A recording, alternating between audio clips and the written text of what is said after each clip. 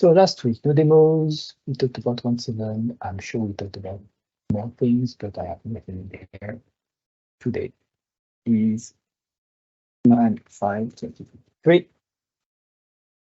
And we don't have demos, pretty sure. Good. But we have topics because at least we are shipping 1.7 today.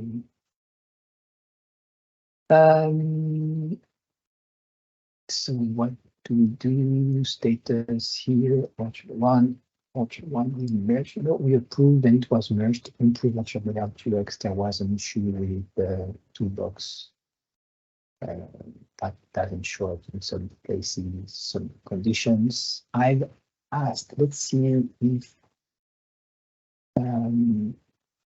MS shared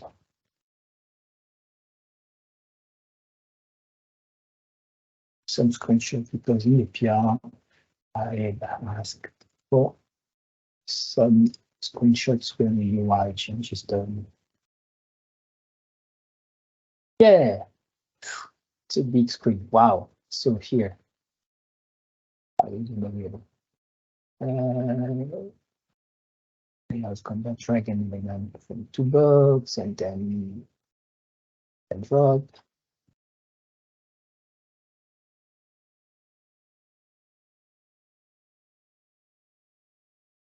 Tiny scroll down makes the toolbar scrollable. Okay. Oh, I see. So this thing is like, imagine you have a big layout, you want to drop something, so it's at the top. And the same way here, you have so many items here on the right that you have to put at the bottom, and or maybe there is no scroll bar, so you have to have a big screen or to extend the window. Right?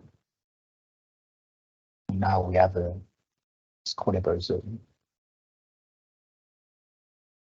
Okay.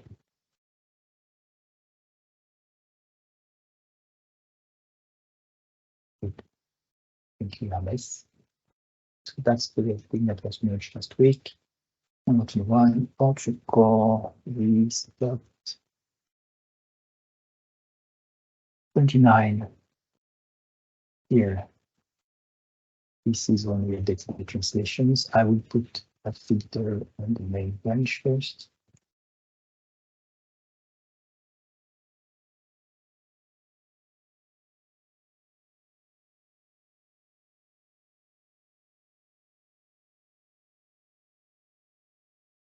Main branch, we have updated US test SDK. Updated LoginSettings deployment migration. So now the last remaining 1.7 definition is fixed by replacing the old type by the new one.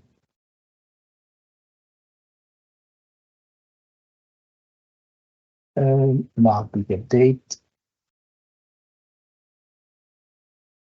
Down update. Fix file icon in UserMenu. Okay, some dry stuff.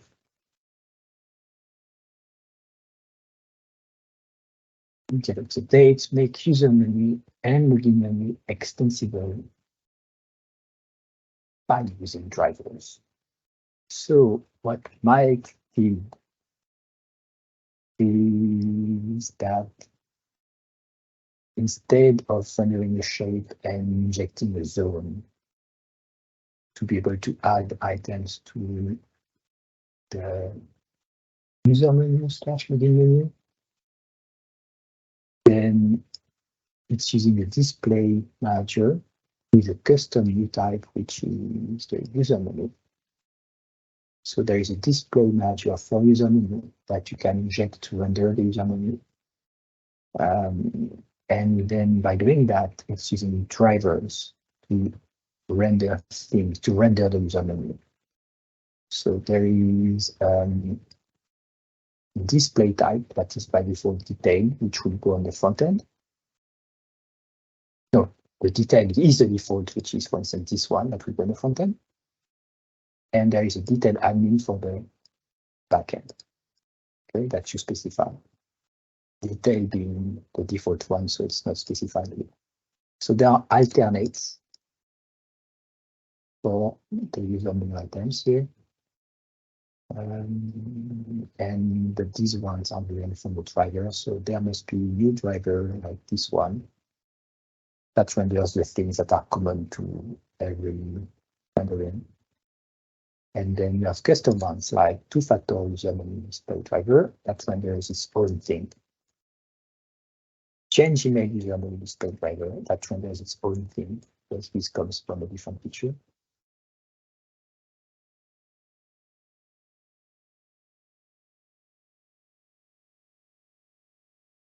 And how it works is by implementing the IShapeTableProvider. Where is that?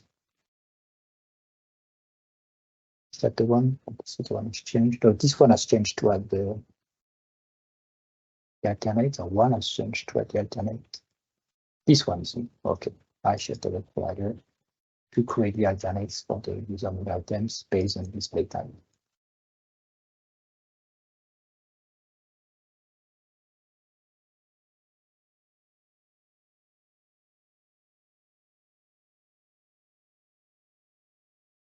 So that's the new menu management. UserMenu LoginMenu. So from then I can to extend that. Extension settings to MediaField. I don't remember this one.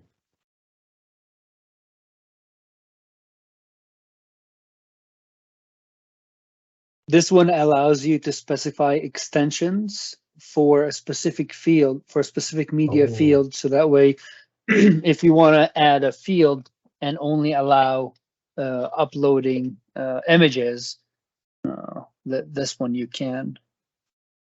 Yeah, so there is also some nice UI with that. So by default today, we have an option to say what file extensions you can use in the media management.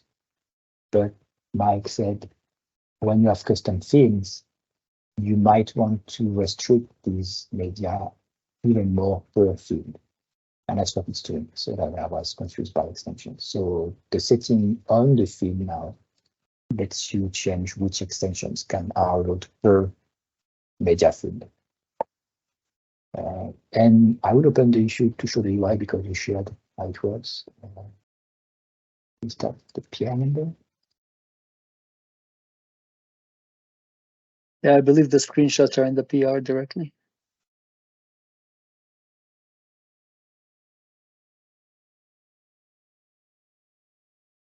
So that's the video. So I'm not moving, it should move for you. Editing the field, and this new section, you can select the extensions or a group of extensions. And how it works is that based on all the extensions, each extension is actually driving a media type, a content type. And the content type is like image/PNG, for instance, or application/text. And the first part of the media type, the MIME type, is used, and I can't pause, but it's used when we see here, application, audio, image, video is based on the content type of the extension. So it's just a helper, but technically it's storing every single extension for this media field. And it's a subset of the main options, which define what can be uploaded in the media.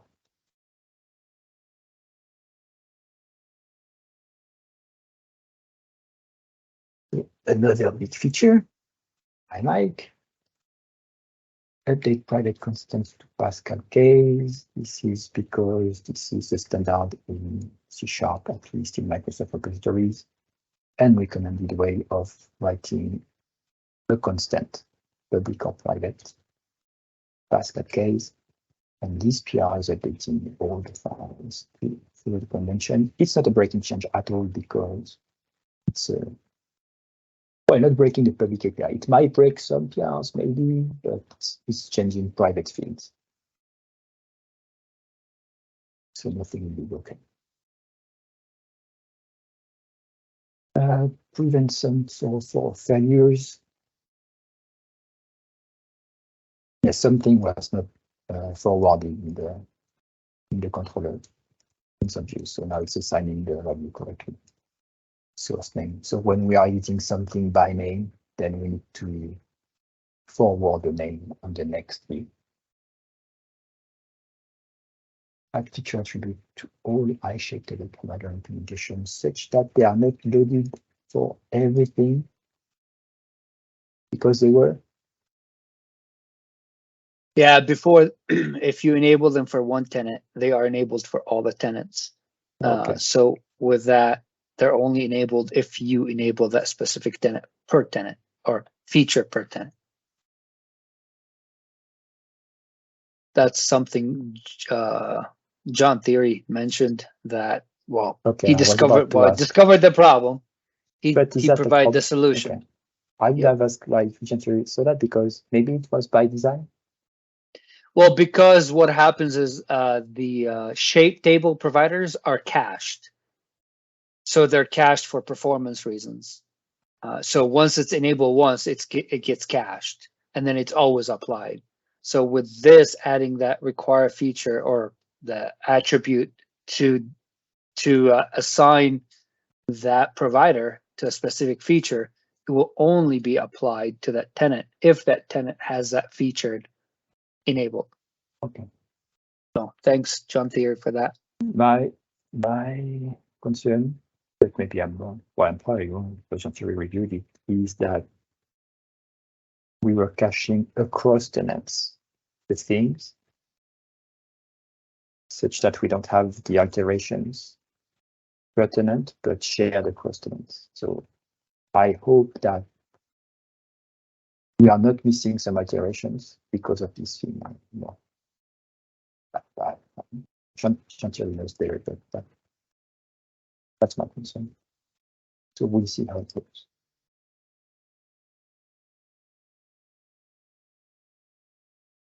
Update the documentation to reflect the changes in the templates. So it's a single file now. No.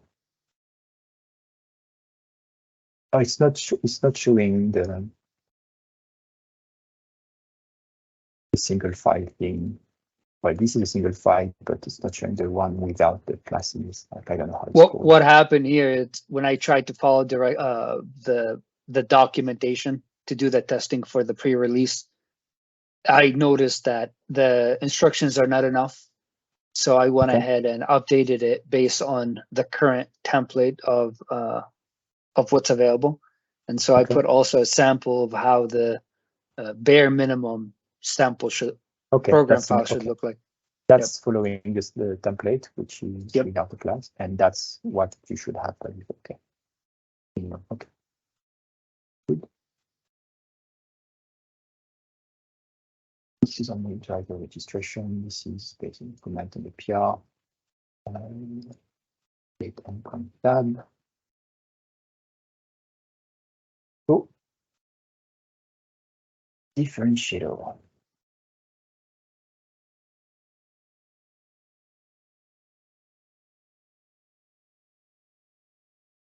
So the problem here is the placement.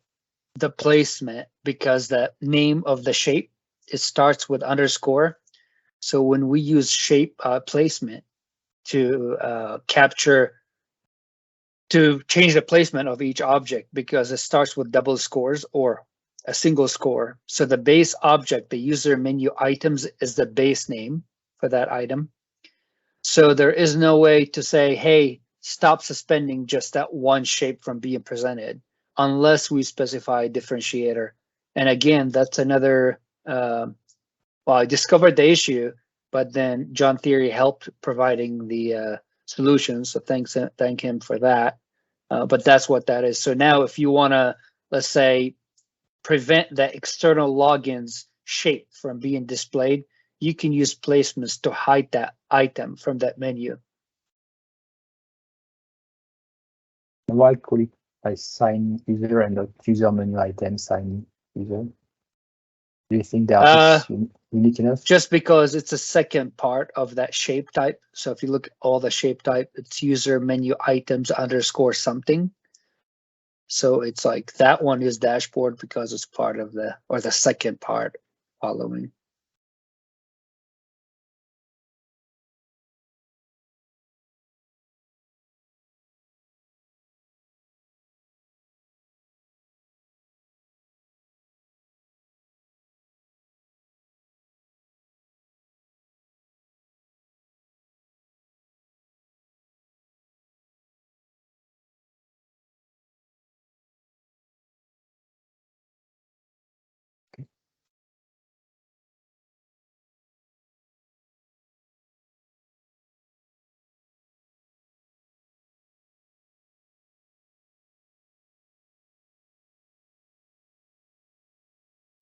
Take these nodes, update libraries,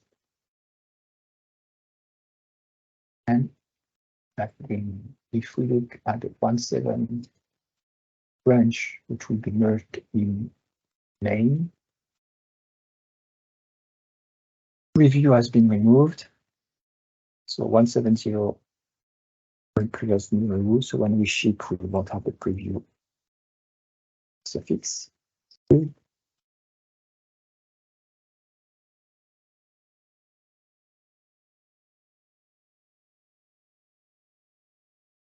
Okay. So that's ready. Let's ship.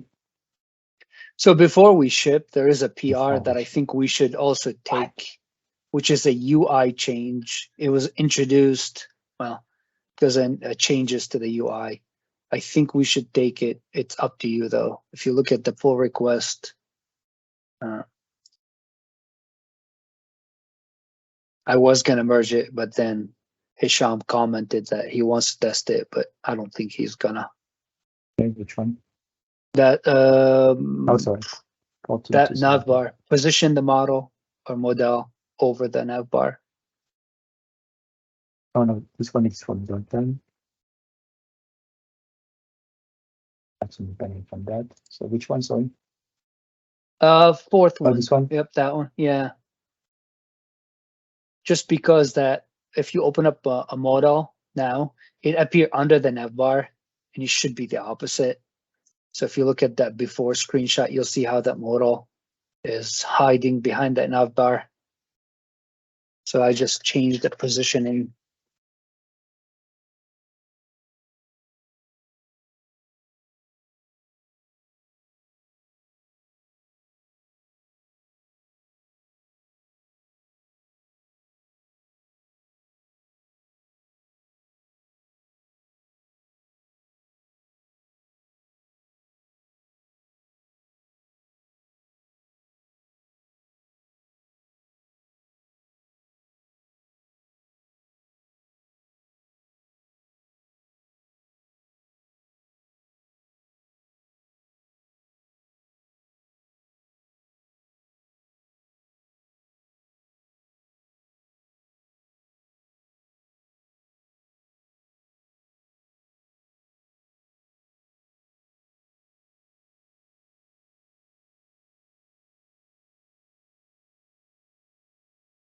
I think this tool is good. It's a model, you never know with the index, maybe we'll hide a button to validate something and block something. We should wait for the release and then have some feedback on that.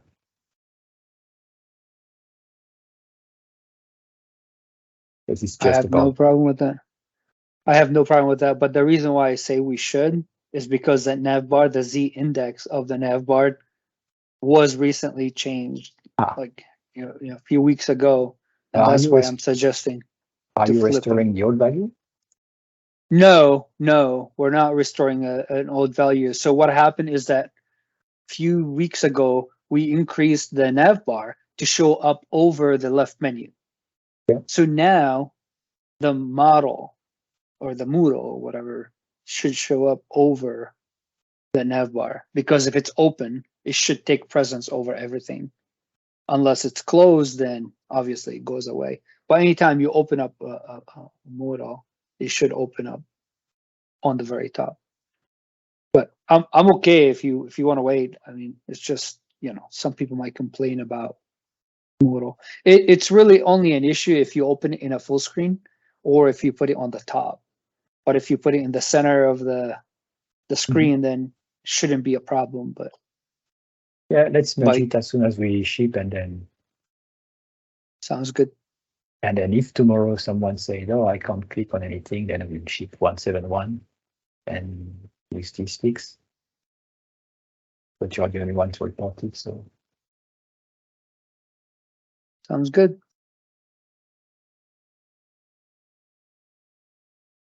At least we have a fix. Thank you. So release notes. So Mike was supposed to do it. We wanted to do it. Should be easy. So let's first merge the request once again.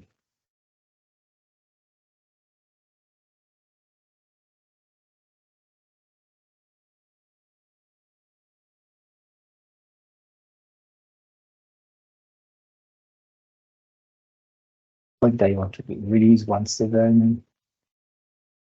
I think you should pull all the main into 1.7. No, it's fine. So when we merge that, this will merge on main, which is totally fine. But the branch release 1.7 will be lost because we merge the PR, so GitHub will delete the branch. So that's fine. So but when you release from release 1.7 or you release from main? So I will create a new branch release 1.7 after our mesh start on main. So it will be equivalent to not losing. Oh, I see. Okay. So you want to delete the old one and create a new one. Got it. I squash merge because these are just like updates for the release. Okay. So now main contains all the things we want for the release. But the branch is lost. So we should not have release 1.7. See like these release 1.6, 1.5, 1.4. We don't have the release 1.7. But if I go back on the PR, see GitHub deleted the branch automatically because it was merged. That's what we do. For PRs, we delete the branch automatically. So now we can create a branch again. And I can do it from GitHub.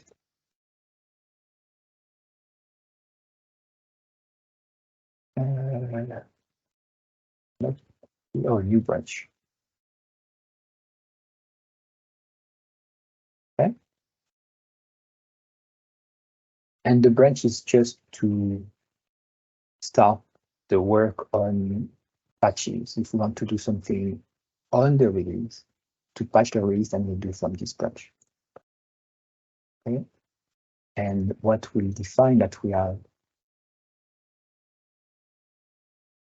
a release is that we go the release is tab. What's that?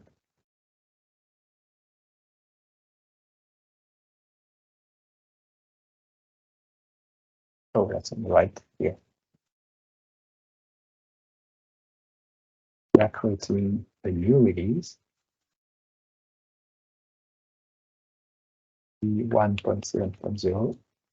And we want to create the tag when the release is published. We call this release 1.7.0, and we ask to generate the release notes. This contains all the PRs that were merged between the last release. You have to change the target on the top, I think, to release 1.7. So main and 1.7.0 will be the same thing, but that's so yeah. It should be the same thing. Yes, because we just barely created it. Yep. So they are the same type. And by the way, I will keep it on main just for consistency. But that should not change anything. So I prefer to keep main this way. What we'll do, however, is remove all the duplicates. Like when we say update this package from 1, 2, 3, 4, 5, 6, 7, we just keep 7. We don't need to show all the times we updated something. That doesn't make any sense. The contributors, that's great. set as per release, upon the latest release, and if I say publish, everything should be fine. Also publish.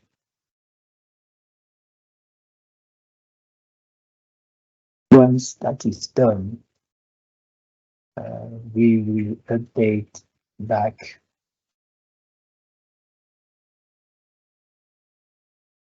the, why is that? The build dependency props. Just make this one. This one. So we need to say now everything that we ship release 180, and this will be preview.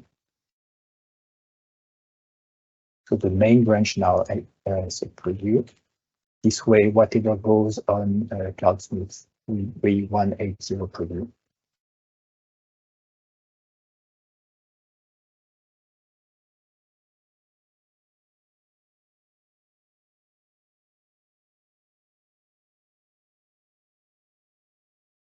I can do that. So we have another version on on Cloudsmith with 180 preview. Right now, there should be an action that is running for publishing, releasing 1.7. Let's hope it works. This will be on the CI, so Cloudsmith. This will be on the get.org, and this will be on Cloudsmith. So on Cloudsmith, we always have one version that has the same number as the get one. And then what else?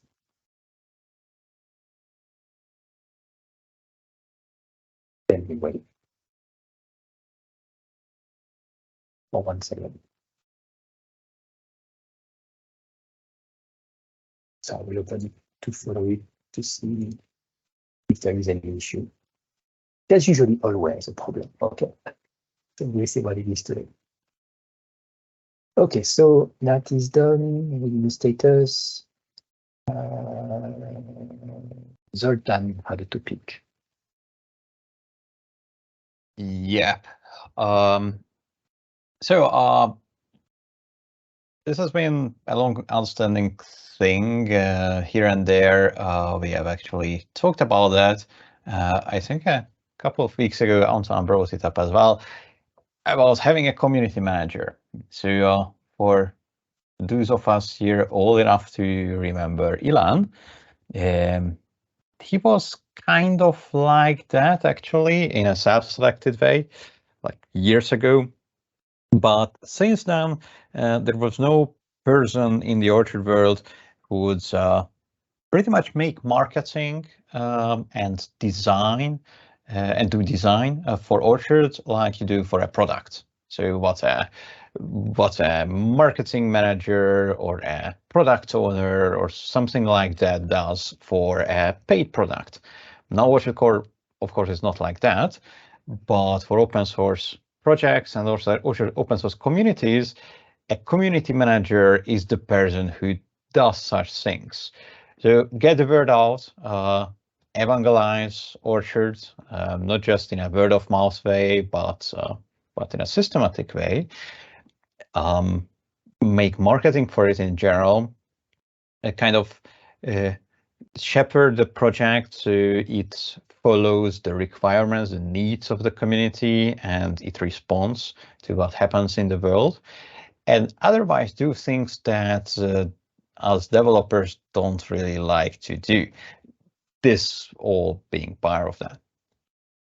So now I would like to finalize this discussion or have it in detail. So having somebody like this, do you agree this is necessary? Do you have people in mind who you think would be suitable? You yourself, perhaps. So what do the people here think?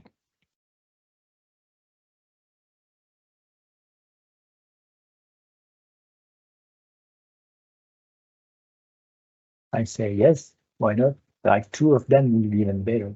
But the question is more like not who we designed to do it, but who wants or is doing it. Like you did recently with all the sessions you gave. everywhere and or pushing for the conferences. So it's more about finding someone that does that and he's that instead of trying to find someone to do it. I mean, you see what I mean? Like we can't. If we say we need one who wants to be it, and then we have like two people, at least one who said, I want to do it. Okay, do it. It's more like that than telling someone, hey, you should do it. Do it. Yeah. So the most important question would be who, unless somebody is against the whole idea, of course. Yeah. And by the way, this doesn't mean that this person would do everything. So organizing harvest was a joint effort of multiple people. I think that would be the case still. And with talks, I would continue to give talks. It's not like that. But these are efforts that we sometimes do when somebody has the idea, but this needs to be done continuously. So is it more like, okay, let's use this discussion to say we are looking for someone to do that? Who will be up to the challenge to do that for you? That's more like this. And that's interesting because sometimes people are willing to do anything, but they don't know what to do. And here we are like, okay, if there is something to be done, that should be this job. Who would like to take the time to do that? That I think it's a good start for the discussion and to find someone. Yeah, I think I don't want to make this into a long discussion going on for months, but still I think where it starts is that people should tell what they think such a person should actually do. I elaborated here what I think this person should do. And then the next step is to actually find those people or that person.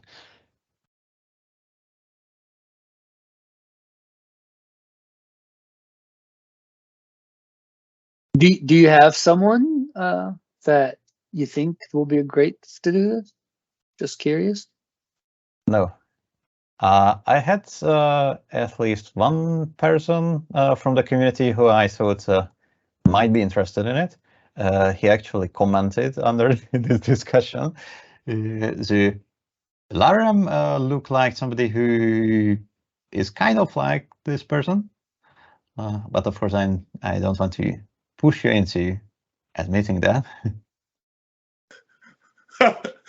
so that, of course, so that my recommendation is really first is that you highlighted the great need. I truly agree on the needs that you've highlighted. But my opinion is that these are functions that we need to be clear on what the functions are. And I think there's three that's needed. One is the marketing of Orchard, the documentation, user level documentation, and of course, event organizer and also maybe event outreach, meaning to say an Orchard, an OC person outreaching to other IT groups to say, hey, there's Orchard, you might want to test us. So my thinking is that these are functions that to be done properly, the person has to be an expert in these specific functions, expert in marketing,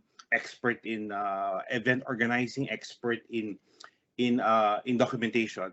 So I think it's very difficult to find one person expert in these three. I think that's just my opinion. And also, if you put a salary on something like this, it really becomes a very difficult conversation because do we take a person from Asia? Where the salary is different, from the person in Europe or North America. So my thing is that let's continue to make this maybe a volunteer, and I'm thinking now maybe as a suggestion, maybe let's say you volunteer for maybe 1 year. Okay, for 1 year we elect maybe 3 people to say for these 3 functions we elect these 3 people to work on this for 1 year.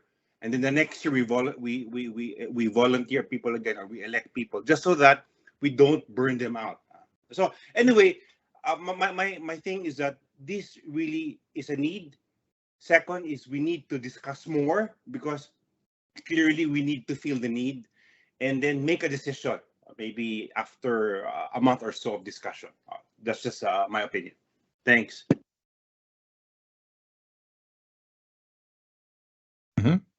Thank you.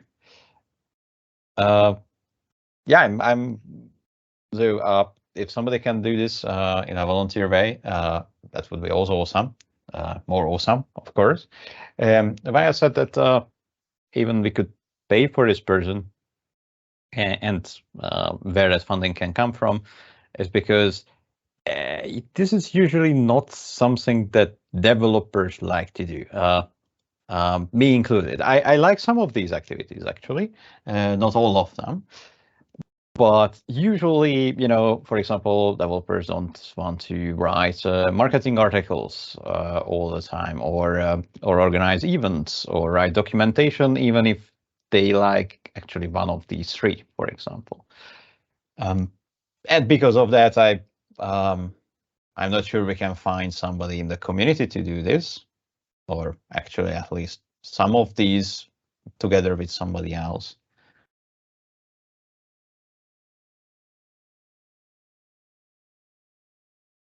But it's not much different that from developers. Like developers work on the things they want to work on. It's developing, but I want to do front end. I want to do, I don't know, like cloud stuff. I want to do user management stuff, security stuff, and I want to write documentation. I want to write tests. Like, I don't want to write tests. I don't want to write documentation. So you just need to find someone who wants to do like evangelization of the product, PMing of the product, and paying someone to do that is like, hey, why don't we pay the one who does the I don't know, the DI stuff in Orchard? Because nobody knows how to do that and wants to do that. Or why don't we pay someone who does the documentation of the thing? So yeah, that's why when we introduce, if we introduce a payment, then it becomes a very difficult conversation, because the people, for example, the folks have been doing development for Orchard, Anton, you know, Sebastian, you, Sultan, you know, Mike, you've been doing development, you're not being paid. So if this person comes in and says, hey, I want to be paid, what? The people who actually did the work for the product is not being paid, and you're asking for payment. So I think the volunteer should continue. The only key is we need to find the people who will be willing to do these things. And I think the way to do this is, don't make it such a big task so that it becomes very difficult to do it. But maybe we can carve it out in small tasks so that people can say, I think I'll do that. Oh, I'll do this, I'll do that. Just like what Sebastian said.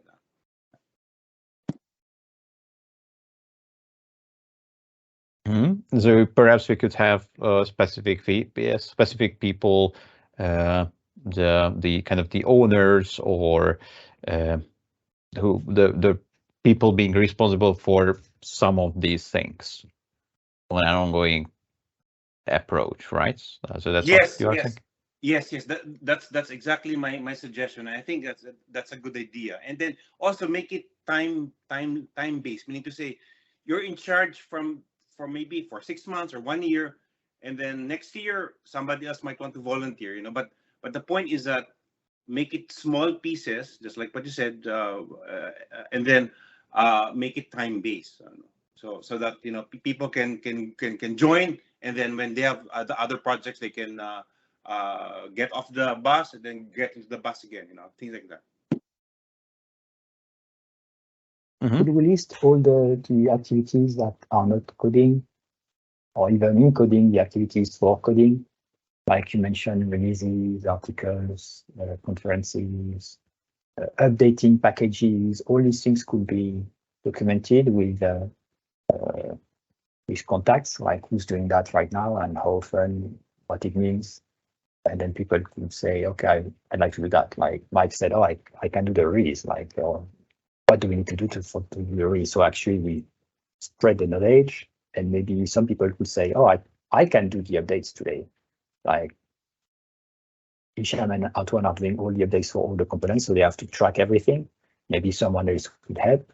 Maybe we could say, okay, Antoine doesn't want to do it for 2 months, or he's going on vacation, he can't check, so someone could take over. Same thing for blog posts, like we could have someone that writes a blog post every week, or every release, or every whatever. Conferences, sessions. So if we listed the task to be done, then someone could say, oh, can I do that?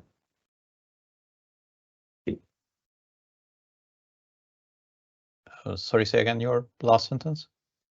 If we listed all the things that can be done to contribute to the project, which is not coding, then maybe someone could say, okay, can I do that? I want to do that. Who do I contact with that? So yeah, but I think what he's asking for, a manager to actually assign or write these tasks. Somebody need to think about what can be done in a creative way so we can market Orchard. So you need someone to actually do that, and then maybe they will assign or put these tasks or issues with a new tag on GitHub, and then whether they do it or someone else does it. But I think what Zoltan is trying to do is get someone to actually do that organization part of marketing Orchard. If I'm not mistaken, that's what I think he's trying to do. Yeah, that would be part of that. So currently everything's happening kind of organically. I would welcome somebody being something like a project. I wouldn't dare to say manager as well, or a project leader who oversees these. So one person who has the whole thing in their minds, even if they are not doing every single thing. Yeah, because then it's possible to, or it's better to coordinate, like coordinate outreach. If Zoltan is doing a talk at whatever meetup next week, perhaps it's good to do a blog post on that other magazine and embed the talks recording there. Do you get the idea? Yeah, it's currently what we are doing is also fragmented. There's collaboration, of course, and that also happens organically, but it kind of happens as opposed to being deliberately done in a specific direction.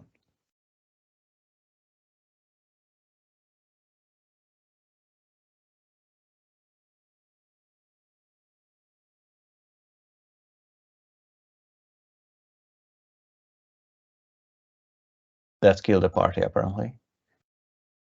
Yeah, finding one person to do that, forcing them to do it for free, that would be a challenge itself.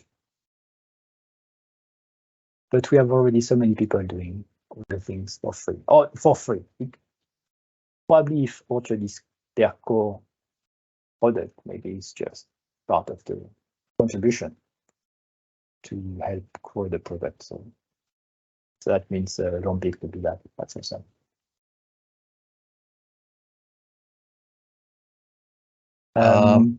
Yeah. Well.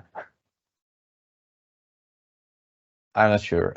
We can also look around how other projects do it. So, I mean, fully community-driven projects, so not something that has a huge company behind it, like Red Hat. Well, you mentioned Red Hat, but take any CMS from .NET, for instance, like Umbraco, AP Server. What's the name of AP Server now? Umbraco also has a company. Yeah, they have companies and they have community managers and but they are a company. There is a company behind that, so they can have community managers and there's lots of S, right, to do that. So that's what I'm saying.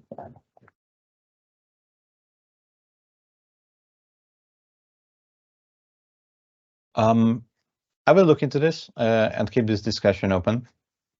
This discussion or this topic here also serves for other people to chime in, of course. especially if they would like to take on some of these tasks, or if they know somebody who looks like a good fit for at least some of these tasks. And we'll see what happens. In any case, if there's no sufficient community desire to take on this or do this in a more methodical way, I would still like to do something here. So we have a better community management. We have a better, bigger community, better project management kind of things. But we'll see when we get there. Okay. Thank you, Zoltan. You know, Zoltan, he deserved credit. I don't know if you've been keeping up, Sebastian. I know you've been busy. He's been doing a lot of community outreach and doing a lot of meetings and, you know, demonstrating Orchard all over the place. So I think just want to say, great job. It was really nice to see someone that is going out there and doing this. So great job. Thank you. Yeah, thank you very much, Sultan, and to all of you actually for the work you've done. Thank you. What's the country you gave one online? And I don't think you were speaking English. What was that? Was there a conference where it was all in one language and you gave it in English or something? A user group? No? I'm not sure. Oh, this was the opposite. They were talking English and you were talking Hungarian, something like that. Or English with an Hungarian accent. I thought there was one where they were not talking English, but you were giving it in English. Maybe that's something else. I gave talks about Orchard Core in Hungarian as well before, but all the recent ones are international ones. Okay.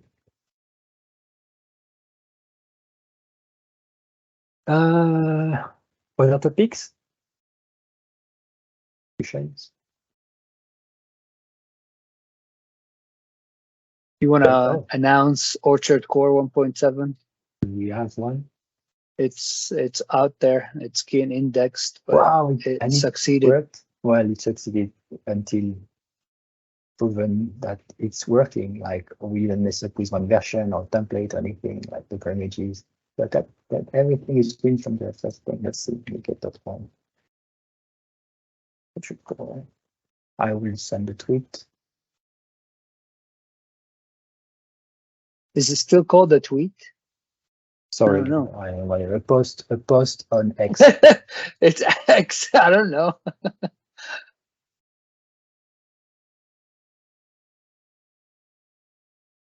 Yeah, this one. I think the index, but yeah, that was work.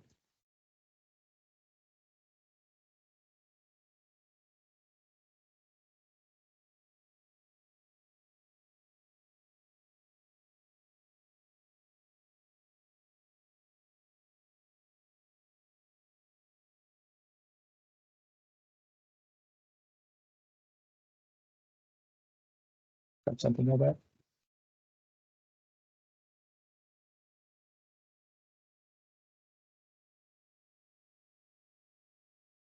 Okay, but that seemed to work. At least it's on the get, so that will work. We need to test the templates, and that's done. And I believe, let me check, that it was published by the Orchard account. How do we see that?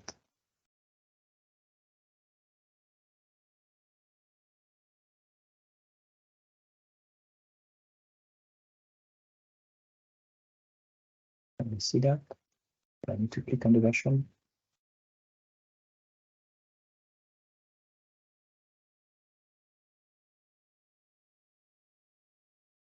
I don't see it.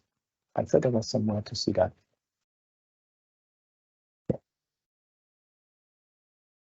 Yeah, the owners, but just check that the API key is from the correct account, if it's possible. Not sure.